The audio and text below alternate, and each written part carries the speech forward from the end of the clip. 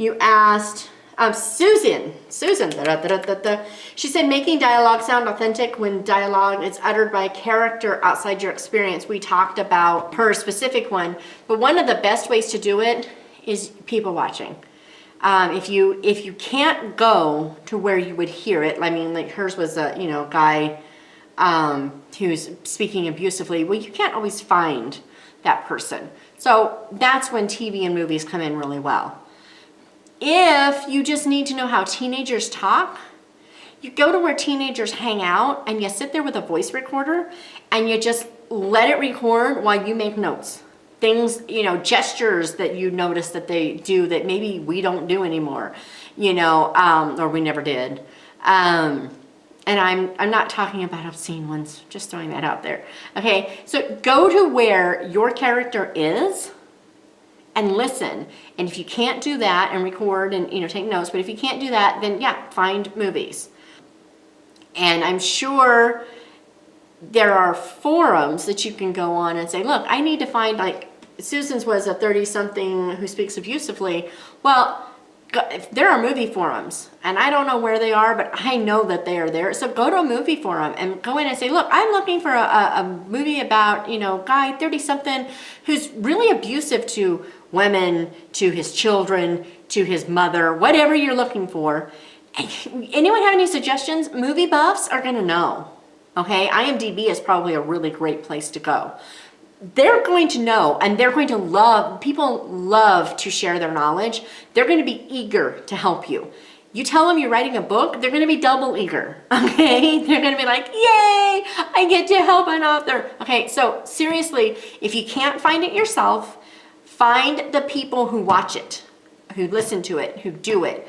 Movies aren't perfect, but they are, and TV, but they are a really good alternative to just winging it. The problem, I will say this, when it's something that could be very stereotypical, like blacks in the South or Asians in wealthy families, or things that are just crazy stereotypical, you may end up writing a stereotypical person if you do that. You might need to go a little deeper, actually talk to people that who interact with people and say, hey, help. I want to keep this authentic. I want to keep this real. And don't get too caught up in exactly right, because there's a reason that stereotypes exist. And unfortunately, if you have your person who's, this, I don't know, let's go with California beach dude, okay? Well, that's really stereotypical, cowabunga, right? I mean, it's just crazy. There's a reason that stereotype exists, and it doesn't matter how authentic it is. If it has become a stereotype, and even that stereotype is still really relevant, it will make your book bad if you get too stereotypical. So you have to pull a little bit away from it. And that's one of those things where, truth is stranger than fiction kind of stuff.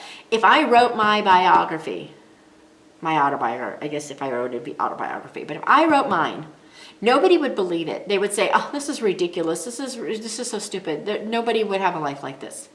Nobody would believe it. I couldn't write my book, and write an autobiography as fiction.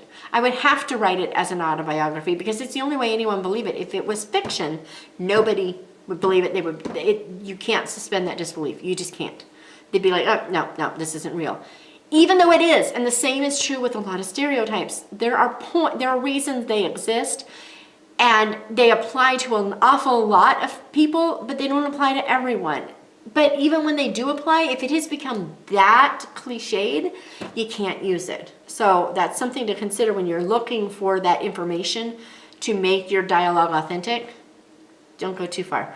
All right, and then I think that's all. I don't see anything by anyone else. So it looks like dialogue might not be a problem for a lot of people. I know what I see when I read, and I review a lot of books. I know what I see. I love it when I don't notice dialogue because it's just a part of the story.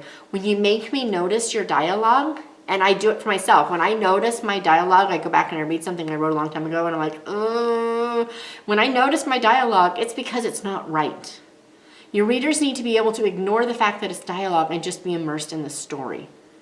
So that's something to consider, just weave it carefully, but start with getting those words on paper. Whatever word you put down, it doesn't have to stay there. It doesn't have to. It can change. It's okay. Right? So that's the big thing about dialogue.